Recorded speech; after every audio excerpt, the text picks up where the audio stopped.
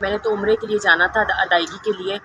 میں نے کہا تھا فہد صاحب کے لیے دعا کروں گی اللہ پاک انہیں خیر و عافیت سے باہر لے آئے، لیکن پتہ چلا ہے آف دا ریکارڈ کے جو میرا نام ہے وہ نو فلائی لسٹ میں ہے. تو وہ اس کے لیے ہم نے ہائی کورٹ سے رجوع کیا ہے، تو نوٹس ہو گئے ہیں اور بلا لیا ہے منسٹری کو، جو بھی آئے گا انٹیریئر سے کہ جی ریکارڈ دیجیے کہ کیا ہے اور کیوں ان کو روکا گیا. مین وائل یہ کہا گیا ہے کہ اگر میں ٹریول کرنا چاہوں تو مجھے روکا نہ جائے.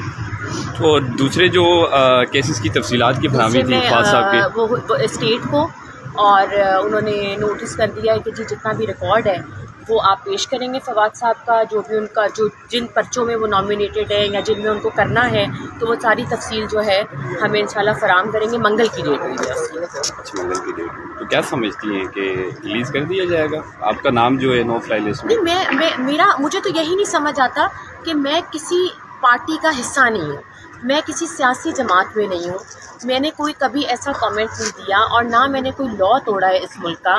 تو مجھے نہیں سمجھ آیا کہ کس وجہ سے میرا نام بھی انہوں نے ڈالا ہے.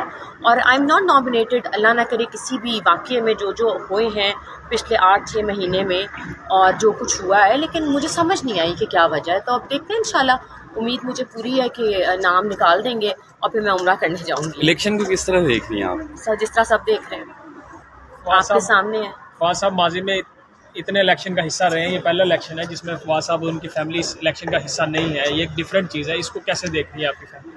بس دیکھیں کچھ ریکارڈ جو دکھایا گیا عدالت میں آنریبل ججز کو کہوں گی کہ انہوں نے اتنا وقت دیا، لیکن کہہ سکتے ہیں بیٹر لک نیکسٹ ٹائم. اب ہم انشاءاللہ اگلے الیکشن کی تیاری کریں گے جب بھی ہوں گے، لیکن فی الحال ہمارا فوکس یہی ہے کہ جی فواد صاحب کو میں نے کسی طریقے سے رہائی دلوانی ہے.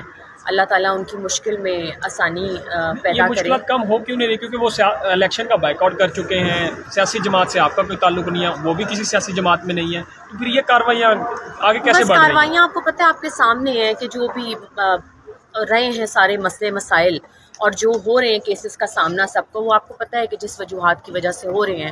اور اب دیکھتے ہیں کہ ووٹر کتنا نکلتا ہے.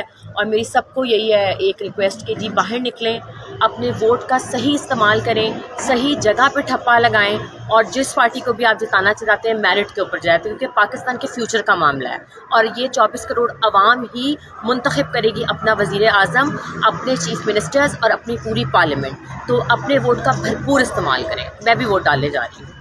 آپ اپنا ووٹ خفیہ رکھیں گے؟ سبھی خفیہ رکھیں گے. فواز صاحب نے بائیکٹ کر دیا لیکن میں جا رہی ہوں ووٹ ڈالنے، کیونکہ ووٹ ڈالنا بہت ضروری ہے اور آپ سب لوگ بھی ڈالیں. Thank you.